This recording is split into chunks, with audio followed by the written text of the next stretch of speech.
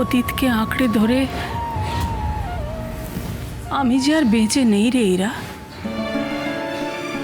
এখন এই আশ্রম, এইসব মেয়েরা, এই আমার সব। এদের ভার আমার উপর দিয়ে গুরুদেব অমরনাথ চলে গেছেন। এখন আমি ওদের গুরুমা। এদের ছেড়ে আমি তো যেতে পারবো না মা। আমার ঈশ্বর সাধনা, আমার গান, এইসব মেয়েরা, এই আমার জীবন। এদের নিয়ে আমি এখন খুব ভালো আছি ইরা। না না ভালো মা, ভালো মা, এরকম বলো না। তুমি তুমি আমাদের ভুলে গেলে, আমাকে, মিস্টার চ্যাটার্জিকে আর বাবা। আসলে সবই মায়া। যত সময় যায় তত এই কথাটাই স্পষ্ট হয়ে ওঠে। কারোর জন্য কারো কিচ্ছু আটকায় না। তোরা ভালো থাক, সুখে থাক, আমি শুধু এইটুকুই চাই। আর আমি জানি তোরা ভালো আছিস। আমি শুনে খুব খুশি হয়েছি তোরা বিয়ে করেছিস, নিশ্চিন্তও হয়েছি। এবার আমার ছেলেটাকে তুই সামলে রাখবি। না ভালো মা,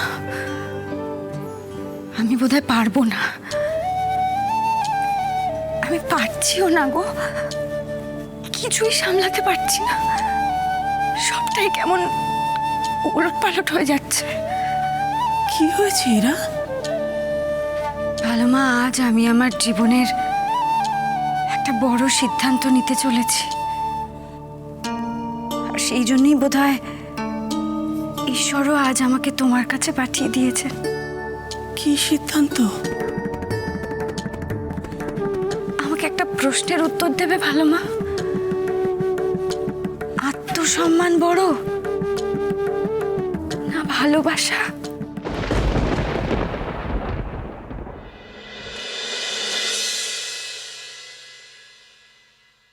ইরাবতী, ইরাবতী, ইরাবতী। মিস্টার চ্যাটার্জি, আপনিও ইরাকে খুঁজছেন? আমরাও তো এতক্ষণ খুঁজছিলাম। তাহলে বোধহয় ও বাড়িতে নেই, ওকে কোথাও পাচ্ছি না। সেটাই তো, কোথায় যে মাঝে মাঝে চলে যায়। এতবার করে ফোন করছি, ফোনটাও ধরছে না। কিন্তু দি এই সময় কোথায় যাবে, তাও আবার কাউকে কিছু না বলে? সেটাই তো ভাবছি। আগে হলে বলতাম হয়তো ভালো মার বাড়ি গেছে, কিন্তু উনিও তো এখন এখানে নেই। ওর তো আর যাওয়ার মতন অন্য কোনো সেরকম জায়গাও নেই। দিয়ে প্রসিজারটা করাবে না বলেই চলে গেল না তো?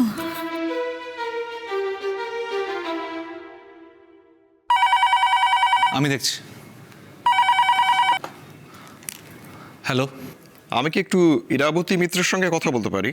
উনি যখন বাড়িতে নেই, আমি ওনার হাজব্যান্ড বলছি, আমাকে বলতে পারেন। দেখুন, অ্যাকচুয়ালি আমি সিঙ্গিং স্টার অফ বেঙ্গল কম্পিটিশনের ব্যাপারে কথা বলবার জন্য ফোন করেছি।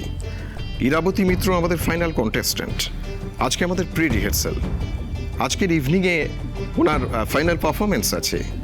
সুতরাং এই রিহার্সালে ওনার আসাটা কিন্তু মাস্ট।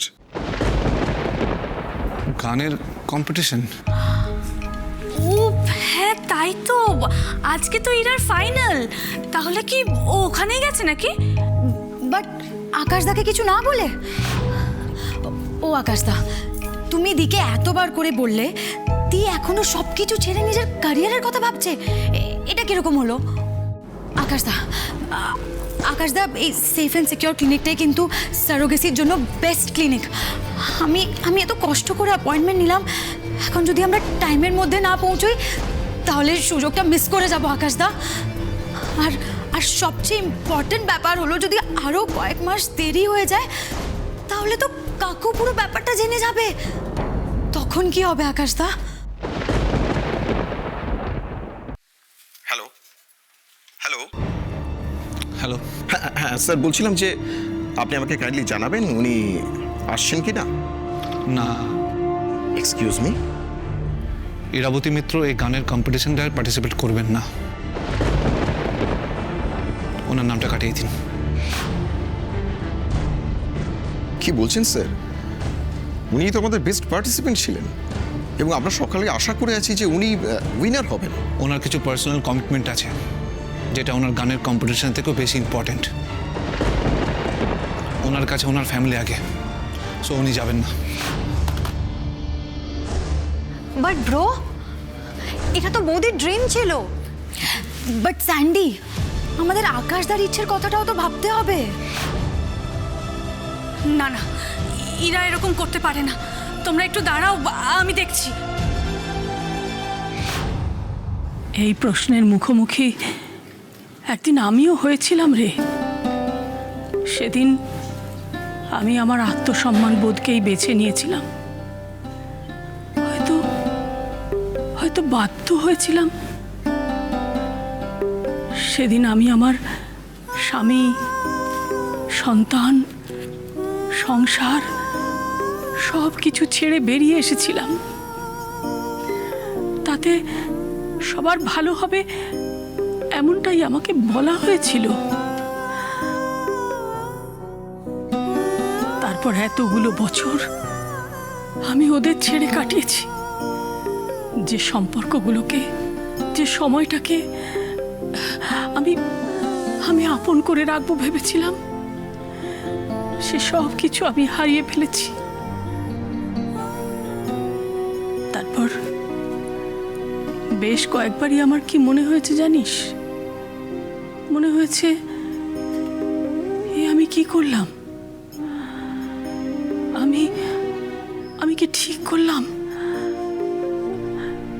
নিজের আত্মসম্মান বোধটাকেই বড় করে দেখলাম। এটা কি ঠিক হলো? একটুখানি মানিয়ে নিতে পারলাম না। নিজের পরিবার, আত্মীয় স্বজনের ওপরেও কি আমার আত্মসম্মান? ওদের ছাড়া যখন ফাঁকা লাগতো তখন মনে হতো না, আমি বোধহয় মস্ত বড় ভুলই করে ফেললাম। ভালোবাসাই সবার আগে।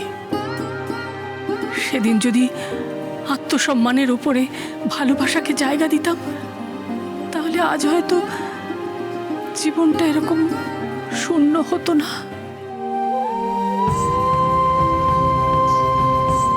মা আমাদের ছেড়ে সারা জীবনের জন্য চলে গেছে, এটাই একমাত্র সত্যি। আমি বেশ বুঝতে পারছি দেবযানীর সঙ্গে এই জীবনে আমার আর দেখা হবে না। তোর জন্য আমার চিন্তা কি হয় জানিস? তুই তো একেবারে আমার মতোই হয়েছিস। অন্যের ভালো লাগাই তোর ভালো লাগা, সকলকে ভালো রাখতে চাস তুই।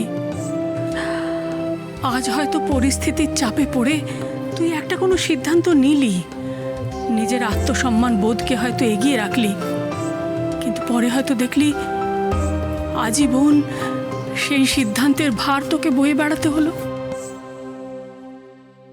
মিস্টার চ্যাটার্জি তোমাকে ফিরে পেতে চেয়েছিলেন। আমি মিস্টার চ্যাটার্জিকে কথাও দিয়েছিলাম যে তোমাকে ওনার কাছে ফিরিয়ে দেব, কিন্তু আমি তো পারিনি। এখন মিস্টার চ্যাটার্জি আবার একটা জিনিস আমার কাছে চেয়েছেন। এইটা ওনাকে না দেওয়াটা বোধহয় আমার ঠিক হবে না। ভালো মা, শোন না, তুই অনেকক্ষণ হলো রোদ্দুরে এসেছিস, একটু বস, আমি তোর জন্য শরবত নিয়ে আসছি।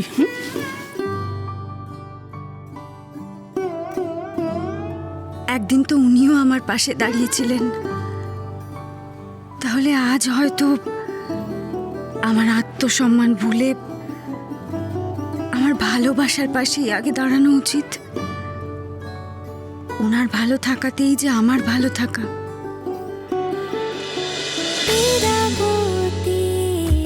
চুপ কথা